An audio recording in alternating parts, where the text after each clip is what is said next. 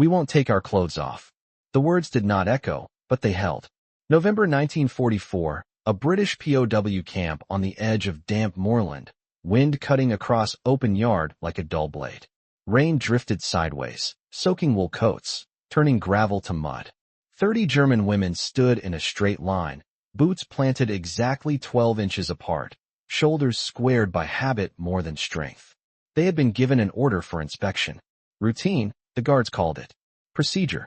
Anneliese Kruger, 25, former hospital clerk from Cologne, felt the rain slide down the back of her collar. She did not move. She had learned something in the last 5 years. A rule could be lawful and still feel wrong. Beside her, a younger prisoner whispered that they should comply, that resistance meant trouble. Anneliese kept her eyes forward. "We won't," she said, quiet enough that only the front row heard. But silence carries. Sergeant Collins stepped closer, boots sinking half an inch into the mud.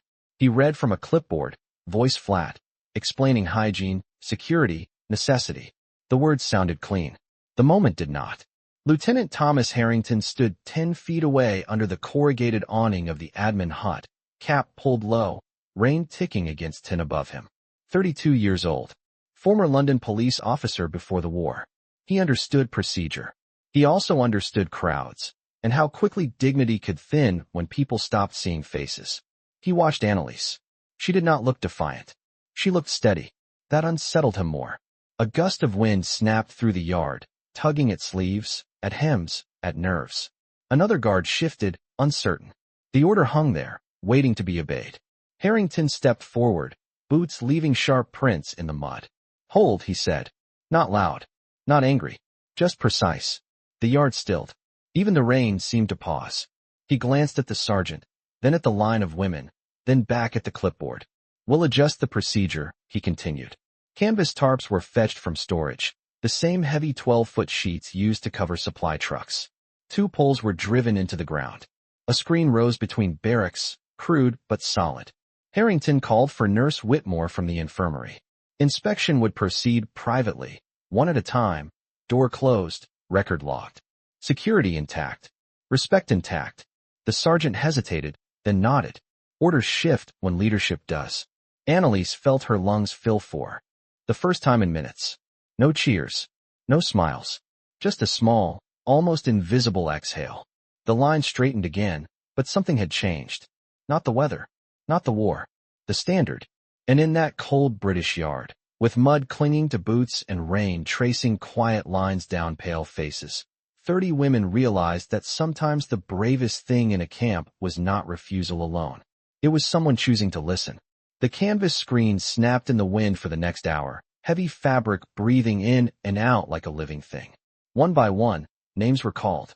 One by one, boots crossed the muddy yard and disappeared behind the makeshift wall of olive drab. The process was quiet, clinical, measured in minutes, not humiliation. Lieutenant Thomas Harrington stood with a small notebook tucked beneath his arm, watching the line shorten. He did not look at the women as they stepped forward. He looked at the perimeter fence, at the watchtower, at the gray horizon stretching beyond the camp. Duty first. Always duty. But his jaw remained set, as if he were holding something in place. Anneliese Kruger waited until her name was spoken. She walked 12 steps across gravel that clung to the soles of her boots. Each step deliberate, shoulders straight. Inside the screened area, Nurse Whitmore's voice carried a tone that belonged in a hospital, not a prison camp. Polite. Direct. The air smelled faintly of antiseptic and damp canvas. The examination was brief and professional. When Anneliese stepped back into the open yard, the rain had slowed to a mist. No one spoke to her. No one needed to. She returned to her place in line, eyes forward, but something inside her had shifted from tension to steadiness. Across the yard, Sergeant Collins approached Harrington with a folded sheet of paper. Regulations, typed and stamped. He spoke in a low voice about precedent, about expectations, about how other camps might not approve of such adjustments. Harrington listened without interruption. He took the paper, scanned it once, then folded it in half. Inspection complete, he said evenly. Standards maintained. The words were careful, chosen, not defensive. Around them, the camp resumed its rhythm. A supply truck rumbled past at 15 miles per hour, tires hissing over wet earth. A bell rang from the mess hall signaling late afternoon tea. Guards rotated posts. Life inside the fence continued, with the ordinary efficiency of wartime Britain. Yet the yard felt altered, as if the air itself carried a different weight. Annalise noticed it when a younger prisoner, Greta, stepped closer and whispered, "Thank you." Annalise shook her head once. "We stood," she replied softly. "Nothing more." That evening, as gray light faded to blue, Harrington walked the perimeter alone, boots crunching over gravel now drying in the cold wind. He paused near the canvas screens, still tied between poles. They would be taken down before nightfall. Temporary measures rarely lasted, but he left them standing a few minutes longer, studying the simple barrier they had formed. 12 feet of cloth, 2 wooden stakes, a small change in direction. Inside the barracks, Annalise sat on the lower bunk assigned to her, hands folded in her lap. The camp lights flickered on, casting thin yellow lines through narrow windows. She did not think about victory. There had been none. She thought instead about something quieter. A boundary had been tested, and for once it had held. The wind turned sharper after dusk, slipping through cracks in the wooden barracks and carrying the smell of wet earth and coal smoke. Camp lights hummed above the yard, casting pale circles across gravel that had dried into uneven ridges. Inside Barack 3, Annalise Kruger lay awake on her narrow cot, blanket pulled to her chin, listening to the steady rhythm of breathing around her. 30 women shared the room. 30 different pasts.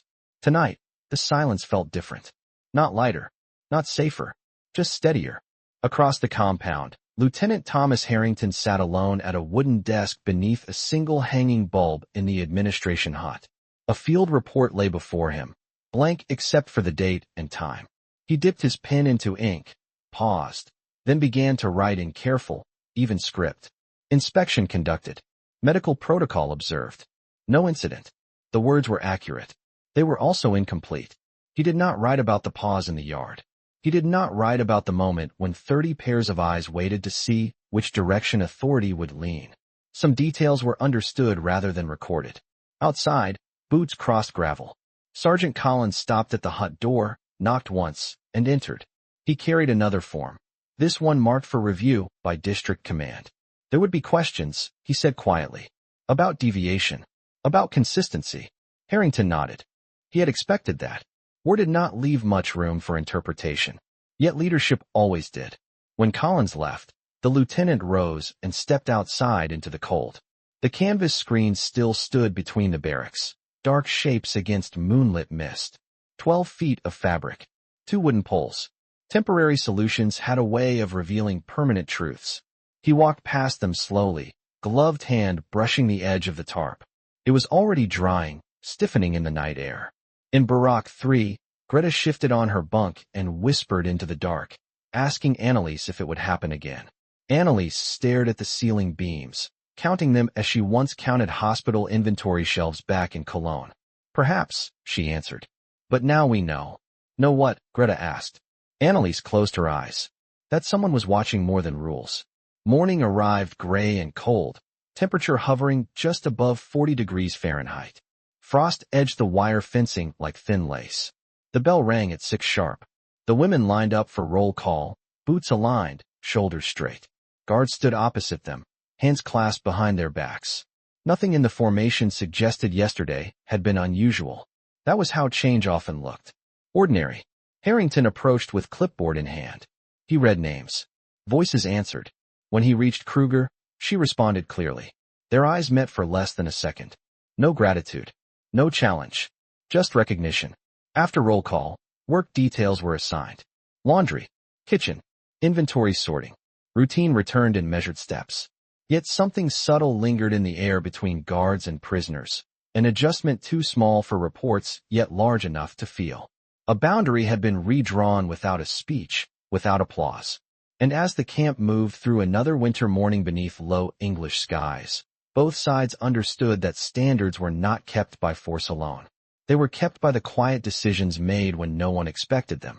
By the third morning, frost clung thicker to the wire, turning the perimeter fence into a pale outline against the low sky. Breath rose in faint clouds as the women crossed the yard toward their assigned details. The temperature hovered near 38 degrees Fahrenheit, cold enough to stiffen fingers, not cold enough to stop work. Routine had settled back into the camp like dust after a door closes. Yet routine was never exactly the same twice. Annalise Kruger spent that morning in the supply shed, counting folded uniforms stacked in uneven piles that smelled of soap and damp wool. She moved carefully, aligning sleeves, smoothing creases with deliberate palms. Order, she had learned, could exist even in confinement. Through the small window, she could see the canvas screens had been taken down overnight. The poles were gone. Only faint indentations in the ground remained, 2 circles pressed into earth. Temporary measures rarely left monuments. Across the yard, Lieutenant Thomas Harrington stood near the notice board with a sealed envelope in his hand. District Command had responded sooner than expected. The paper inside carried language that was polite but firm. Clarification requested. Explanation required. Harrington read it once, folded it precisely, and slipped it into his coat pocket. He did not sigh. He did not curse. He simply walked toward the infirmary. Inside, Nurse Whitmore was reorganizing medical charts. She looked up as he entered. He asked one question. Was protocol compromised? She shook her head. Not in the slightest. She added, in her steady voice, that privacy had reduced anxiety, and reduced anxiety had improved compliance. Efficiency, she called it. Harrington nodded. Efficiency was a language Command understood. In the yard, Sergeant Collins directed a small group of prisoners toward kitchen duty. His tone remained brisk, but no longer edged with challenge. The adjustment was subtle, measured in inches rather than miles. A name spoken clearly instead of barked. A step back instead of forward. Annalise noticed these things the way she once noticed changes in a patient's pulse. Not dramatic, just different. During the noon meal, steam rose from tin cups filled with weak tea. The women sat at long wooden tables, hands wrapped around warmth. Greta leaned closer and whispered that other guards had been watching Harrington more carefully now. Annalise lifted her cup, feeling heat seep into cold fingers. Leadership draws eyes, she replied quietly. So does restraint. Outside, a lorry passed beyond the outer road, engine humming at perhaps 20 miles per hour. Life beyond the fence moved on, unaware of small decisions inside. Later that afternoon, Harrington stood before a telegraph clerk drafting his response to command. His words were spare. Regulation upheld. Security maintained. Medical oversight ensured. No disruption. He did not write about frost or fear or fabric screens. He wrote about standards. When he finished, he handed the paper over without flourish. Evening. Fell early, sky darkening by 4:30. As the women returned to Barrack 3, Annalise paused for a brief second at the edge of the yard. She looked at the place where the poles had stood. Nothing marked it now. No sign remained. Yet she knew, as surely as she knew the sound of boots on gravel, that something had been measured there and found worth keeping. Not a victory. Not a rebellion. A line drawn, then respected. And in a camp defined by limits, that was enough. Snow arrived without warning just before dawn, thin flakes drifting across the yard and settling into the shallow grooves left by boots. By 6 o'clock the ground wore a faint white cover, not enough to hide the gravel, just enough to soften it. The temperature dropped to 32 degrees Fahrenheit, the kind of cold that made breath hang longer in the air. Roll call proceeded as always. Names. Responses. Silence. Lieutenant Thomas Harrington stood with gloved hands behind his back, collar turned up against the wind. He had received no further message from District Command. That did not mean approval. It meant consideration. Inside Barrack 3, Annalise Kruger buttoned her coat carefully, fingers steady despite the chill. Routine had returned, yet routine now carried memory. She stepped into the yard with the others, boots pressing fresh prints into the thin layer of snow. During kitchen duty that morning, steam clouded the windows as kettles heated water. Greta worked beside her, stacking tin plates, while murmurs traveled quietly between tables. The women were not speaking about defiance. They were speaking about tone, about how Sergeant Collins had said please when asking for extra cups, about how a guard had stepped aside instead of brushing past. Small shifts, almost invisible. Outside, Harrington walked the perimeter once more, measuring the fence line in practice strides. 12 feet between posts. 40 yards to the watchtower. Everything in its place. He paused near the infirmary where Nurse Whitmore was stepping outside to shake frost from a cloth. She offered a brief nod. "Compliance has improved," she said evenly. "No resistance during checks." He inclined his head. "Efficiency again." The word carried weight. Later that afternoon, a transport truck arrived beyond the outer gate, engine idling at perhaps 10 miles per hour before cutting off. 2 officers stepped down, coats crisp, boots polished despite the weather. Inspection from District Command. The news traveled quickly, though no one raised their voice. Harrington met them at the administration hut, posture straight, expression neutral. Papers were exchanged. Questions asked in measured tones. Were regulations followed? Was discipline maintained? Was authority upheld? He answered each one plainly. Yes, yes, yes. There had been no disturbance. Only an adjustment to ensure order. Across the yard, Annalise watched from the supply shed window as the officers surveyed the camp. Their gaze lingered briefly on the open yard where the canvas screens had once stood. Nothing marked the spot now. Just snow beginning to melt under weak afternoon light. Greta whispered that this might undo everything. Annalise shook her head slightly. "Standards do not vanish because they are questioned," she said. "They either hold or they do not." The visiting officers completed their review within the hour. No raised voices. No dramatic gestures. Just notes taken and caps replaced. As their truck pulled away, tires crunching over frozen gravel, Harrington remained still until the sound faded. Evening settled early, sky turning steel blue. Inside the barracks, Annalise sat by the narrow window and watched the last of the snow dissolve into wet earth. Nothing in the camp looked different from a distance. Yet the air carried a subtle clarity, as if a line once tested had been traced again, deeper this time. Not drawn in snow, drawn in conduct. And conduct, once chosen, had a way of remaining. The following week settled into a rhythm that felt almost deliberate, as if the camp itself had decided to breathe more evenly. Rain returned, steady and fine, turning the yard into darkened earth that reflected the pale sky like dull glass. The temperature hovered around 45 degrees Fahrenheit, cold enough to stiffen joints, warm enough to keep frost away. Annalise Kruger stood near the laundry line behind Barack 3, pinning damp fabric against a line stretched between 2 wooden posts. The cloth snapped lightly in the wind, a small sound against the vast quiet of the moorland beyond the fence. She had begun to notice something subtle in the days since the inspection review. Guards no longer clustered unnecessarily near the women's work details. Orders were delivered from a measured distance. Eyes met, then moved on. Not warmth. Not friendship. Just space. Across the compound, Lieutenant Thomas Harrington reviewed inventory logs in the administration hut. A coal stove ticked softly in the corner, metal expanding and contracting with heat. He read the numbers twice before setting the ledger aside. Outside his window, he could see the yard where snow had fallen days earlier. Nothing marked the ground now. Mud had reclaimed its place. Yet memory did not fade as easily as footprints. Sergeant Collins entered without knocking, hat tucked beneath his arm. He cleared his throat and reported that District Command had closed the inquiry. No formal reprimand. No commendation. Simply noted. Harrington nodded once. Noted was enough. War did not often reward restraint. It tolerated it. That afternoon, work assignments shifted slightly. Annalise and 2 others were sent to assist in the infirmary, sorting bandages and organizing shelves. Nurse Whitmore moved with efficient calm, explaining each task without sharpness.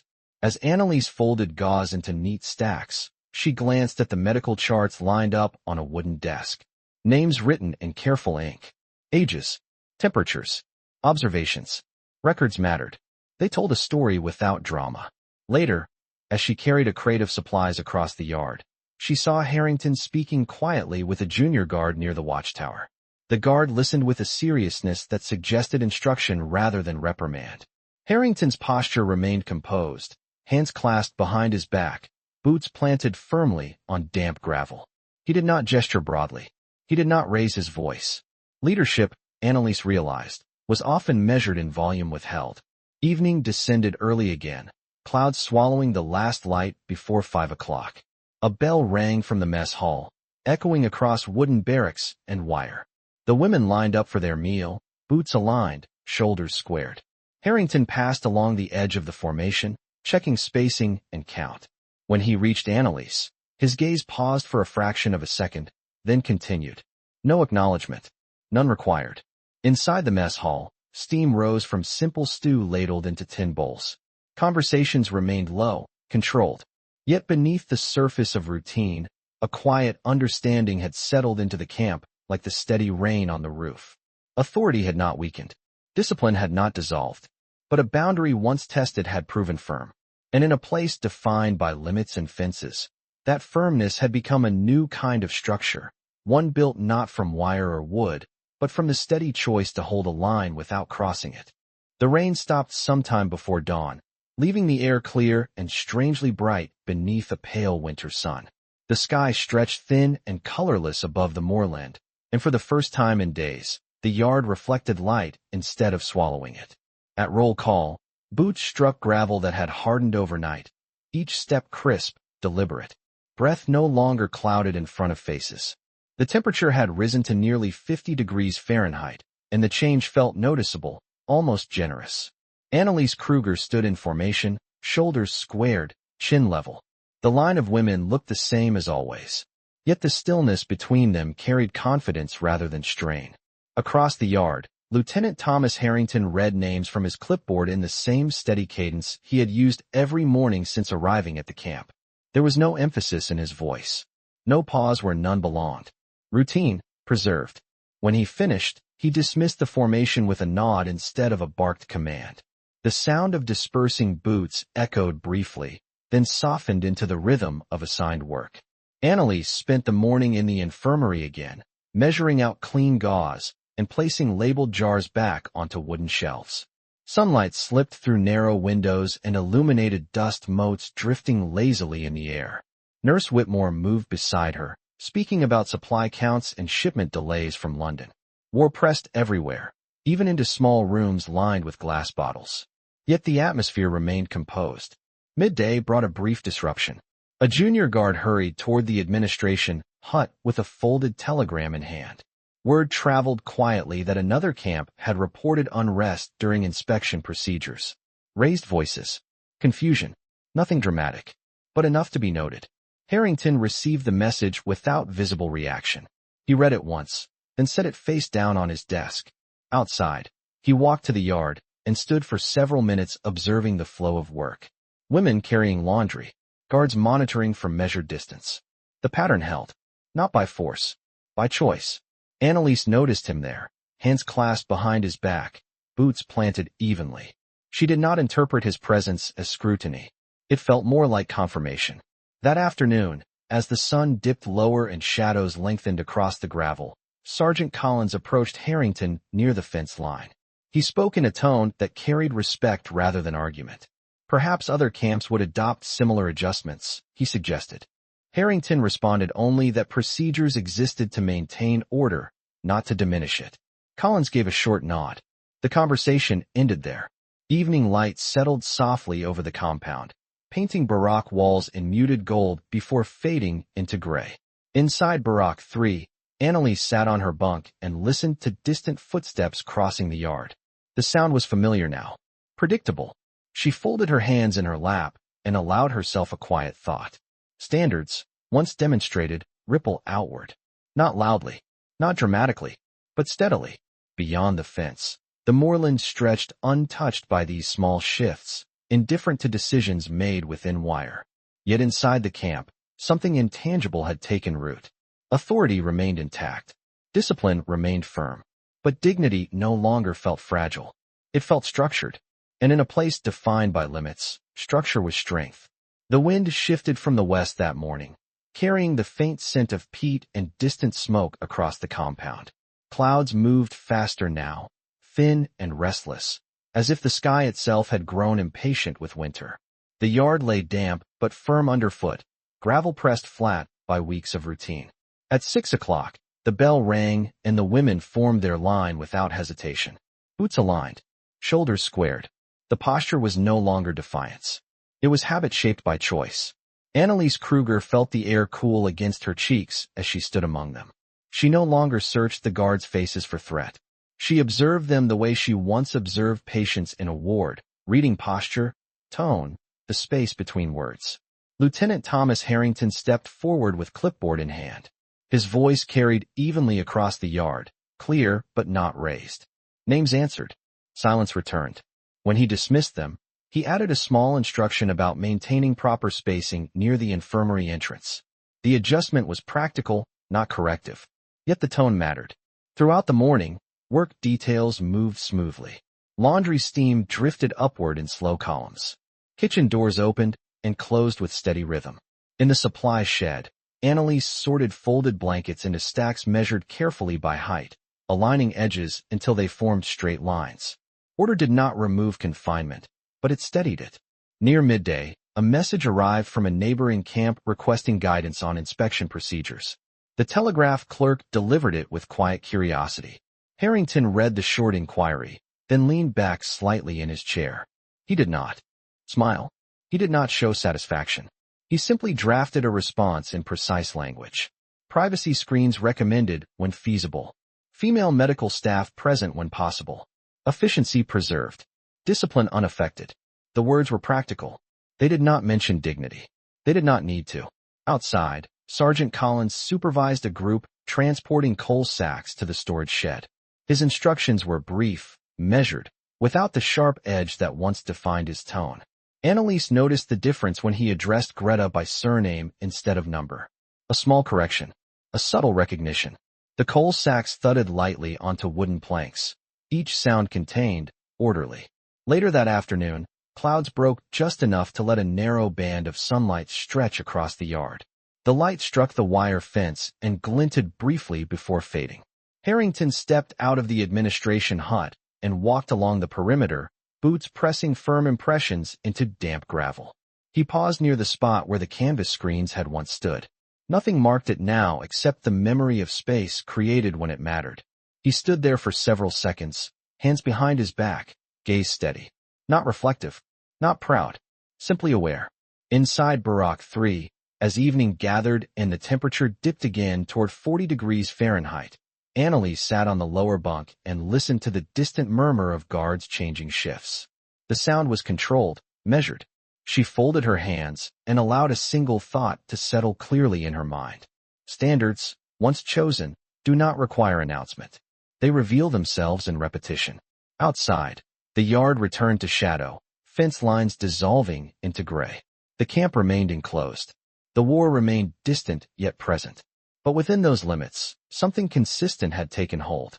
Not softness, not weakness, structure shaped by restraint. And in that quiet British compound beneath restless skies, restraint had become its own form of strength. Morning arrived wrapped in fog so thick the far watchtower blurred into a pale silhouette. The air felt heavier, almost expectant, as if the moorland itself were listening. Moisture clung to the wire fence in fine beads that caught the first weak light of dawn. At 6 o'clock, the bells sounded softer than usual, swallowed by the mist. The women formed their line with practiced precision. Boots aligned on gravel they could barely see. Shoulders squared against the damp chill. The temperature hovered near 42 degrees Fahrenheit, cool. Enough to stiffen breath, warm enough to keep frost away. Annalise Kruger stood in her usual place, hands steady at her sides. The fog reduced distance. Guards stood only yards away, yet appeared farther. Lieutenant Thomas Harrington stepped forward from the haze, clipboard in hand, his outline emerging gradually as names were called. His voice carried clearly despite the damp air, firm but measured. Each name answered. Each response recorded. When roll call concluded, he remained standing for a moment longer than usual, scanning the formation not with suspicion, but with attention. Word had traveled beyond this camp now. The neighboring facility had implemented similar inspection adjustments. Reports suggested smoother compliance, fewer disputes, greater efficiency. Efficiency, the one language command always respected. Harrington lowered his clipboard and dismissed the line with a nod. The women dispersed toward their assignments, silhouettes fading into fog. Annalise reported to the infirmary where Nurse Whitmore was preparing a shipment of medical supplies bound for another camp. Gauze bundles were wrapped tightly, labeled carefully in neat script. As Annalise tied the final knot on a crate, she noticed the address stamped on its side. The same camp that had once reported unrest. Change had traveled quietly, without announcement. Outside, Sergeant Collins supervised coal distribution near the storage shed. His posture remained firm, yet his tone had softened into something closer to instruction than command. He corrected spacing with a gesture rather than a raised voice. A guard beside him mirrored the same restraint. Patterns, once established, replicated. By midday, the fog began to thin, revealing the yard in sharper detail. Gravel reappeared. Fence lines sharpened. The world within the wire felt defined again. Harrington walked the perimeter as he often did, boots pressing shallow impressions into damp ground. He paused near the infirmary window where he could see Annalise organizing shelves inside. For a brief second, their eyes met through the glass. No acknowledgement passed. None was required. Leadership did not require exchange. It required consistency. That afternoon, a second telegram arrived. Short, direct. Implementation noted. Procedure adjustment approved pending review. No further action required. Harrington read the message once, then folded it carefully and placed it inside his coat. The fog had fully lifted by evening, revealing a wide gray sky stretching over the compound. As the bell rang for the final count of the day, the women assembled once more. The yard looked ordinary, the fence unchanged, the guards positioned exactly as protocol demanded. Yet something fundamental had shifted beneath the surface of routine. A standard tested in silence had been acknowledged without ceremony. And as dusk settled across the British moorland, Annalise understood something simple and enduring. Dignity does not shout when it survives. It stands quietly, repeats itself, and becomes policy. The approval from district command did not change the weather, but it changed the way the camp carried itself. The next morning arrived with clear skies stretched wide and pale, the kind of winter light that made every line sharper. Frost edged the gravel again, thin and precise, each stone outlined in white. At 6 o'clock the bell rang, clean and steady. The women formed their line without hesitation. Boots aligned, hands still. Annalise Kruger felt the cold air settle against her face as she stood in place. Nothing about the formation suggested triumph. Nothing suggested tension either. It was simply order. Lieutenant Thomas Harrington stepped forward, clipboard tucked beneath his arm. His voice moved through the yard in an even cadence, neither rushed nor drawn out. Names answered. Silence followed. When he finished, he paused briefly, eyes scanning the line not for weakness, but for continuity. He dismissed them with the same nod he had used for weeks now. No announcement about policy. No mention of telegrams. The standard had shifted without ceremony. In the infirmary, Nurse Whitmore placed the final crate of gauze near the door, ready for transport.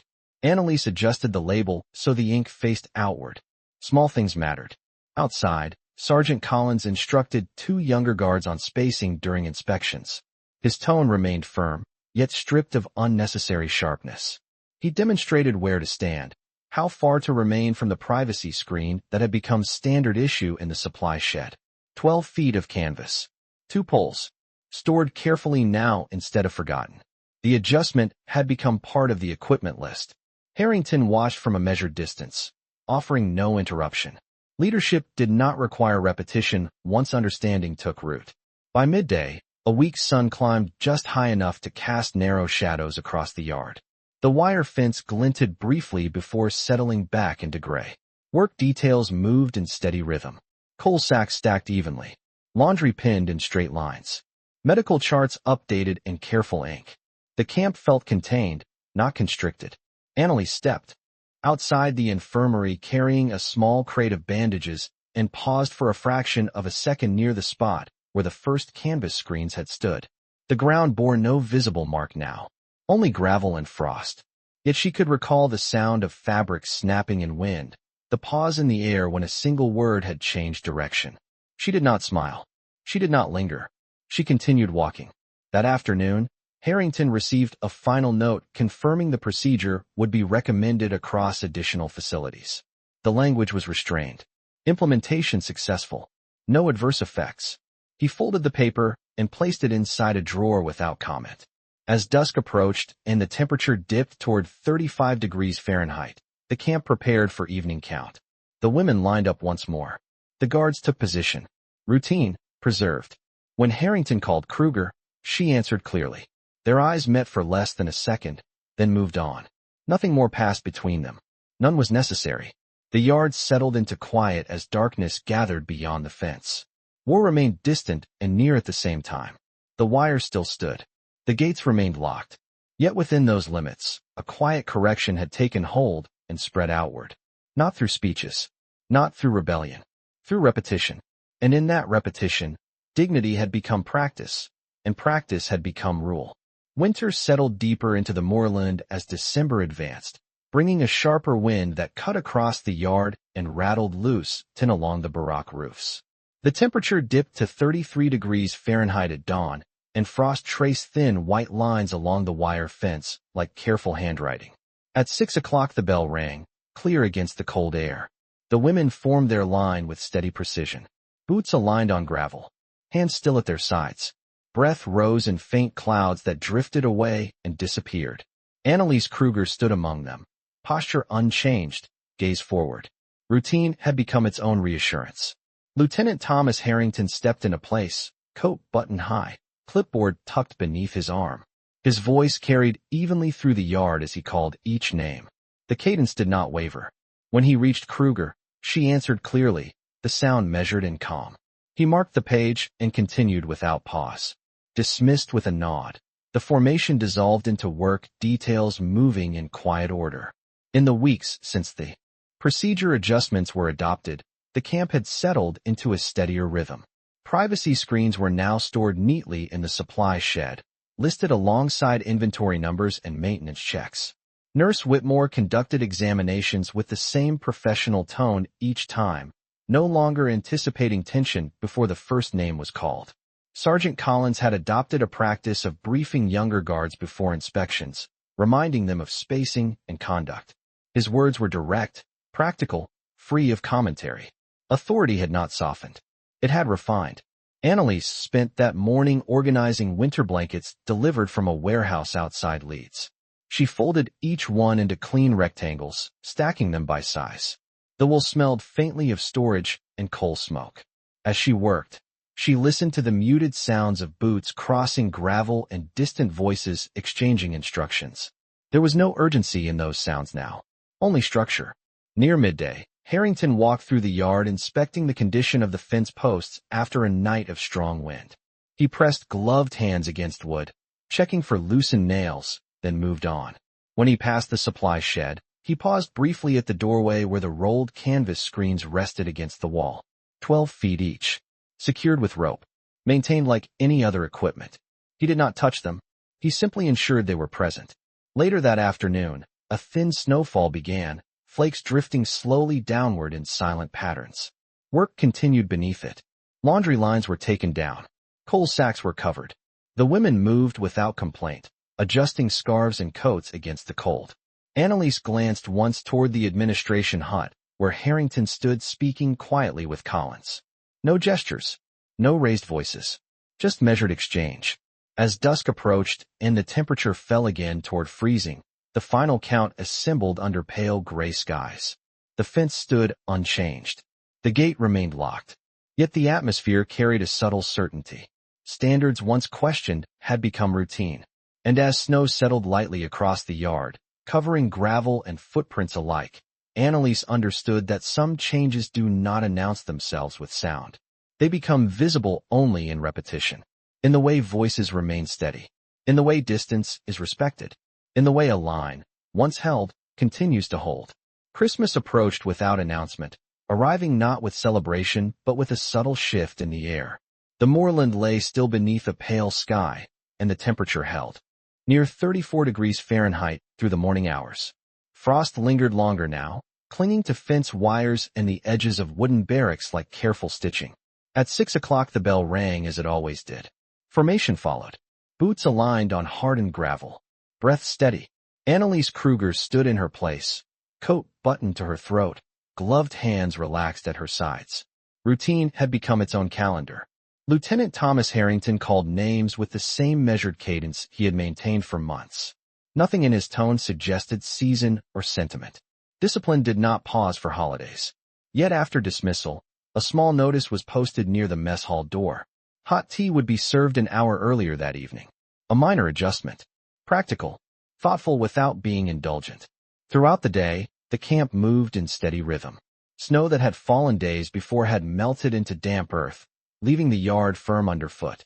In the infirmary, Nurse Whitmore placed small parcels of soap and extra bandages into labeled crates. Supply lines had improved slightly. Efficiency again. Annalise assisted quietly, folding cloth into even stacks, aligning corners with precision. Outside, Sergeant Collins oversaw the delivery of additional coal, ensuring each sack was distributed evenly among barracks. His instructions remained direct, but no longer edged. When a younger guard stepped too close during a routine check, Collins corrected him with a brief gesture rather than a sharp word. Harrington observed from across the yard, hands clasped behind his back. He did not intervene. He did not need to. Standards, once set, often maintain themselves. By late afternoon, a thin layer of clouds softened the fading light. The temperature dropped gradually toward 30 degrees Fahrenheit. In the mess hall, steam rose from kettles filled with stronger tea than usual. The women took their seats in ordered rows, tin cups warming cold fingers. There were no decorations, no songs, yet the air felt marginally lighter. Annalise noticed the quiet exchange of nods among the women as they lifted their cups. Not celebration, recognition. Across the room, Harrington stood near the doorway, overseeing count and spacing. His presence remained formal, but he lingered a fraction longer than required. As the final bell rang for evening count, snow began to fall again, fine and steady. The yard transformed slowly, gravel disappearing beneath white. The fence lines remained visible, but softened. Formation assembled once more beneath. The falling flakes. Names called. Responses given. When Harrington dismissed them, the sound of boots on snow was muted, almost gentle. Inside Barack 3, Annalise sat on her lower bunk and listened to the wind brushing lightly against wooden walls. She thought not of freedom or defeat, but of continuity.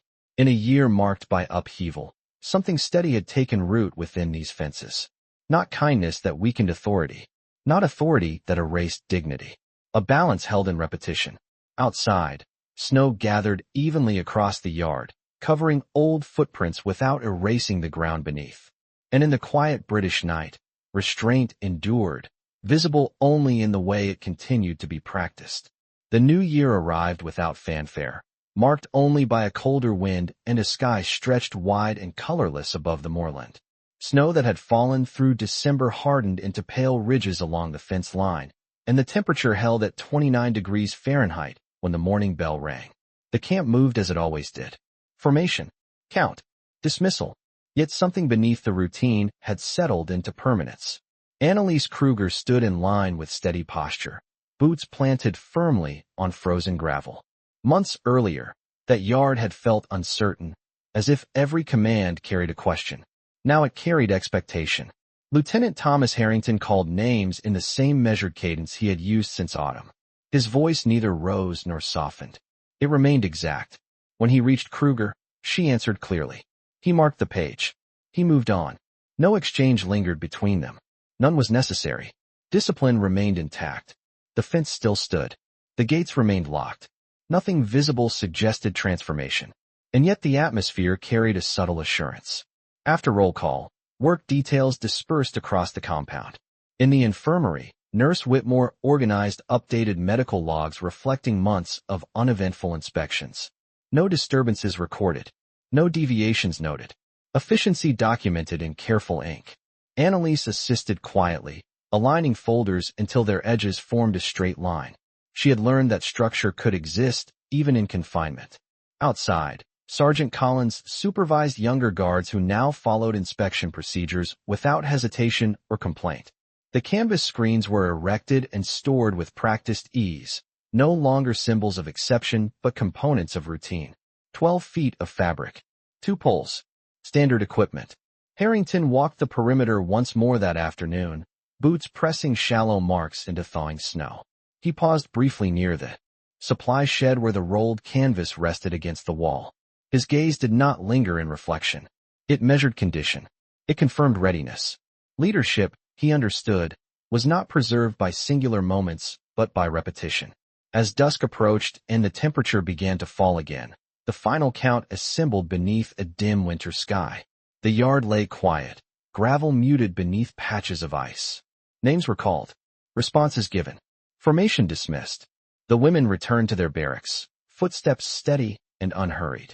Inside Barak 3, Annalise sat near the narrow window, watching the last light fade beyond the wire. She did not think of victory. She did not think of rescue. She thought instead of balance.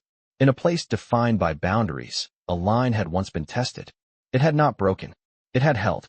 Outside, the wind brushed softly against wooden walls, carrying no sound of conflict, no echo of argument. Only the steady rhythm of a camp functioning within its limits. Harrington closed the ledger in the administration hut and extinguished the hanging bulb above his desk. Darkness settled evenly across the compound. Authority remained firm. Dignity remained intact.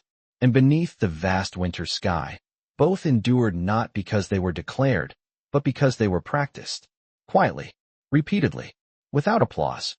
In that repetition, the standard had been raised, and the yard where it began would remember, even when no mark remained on the ground.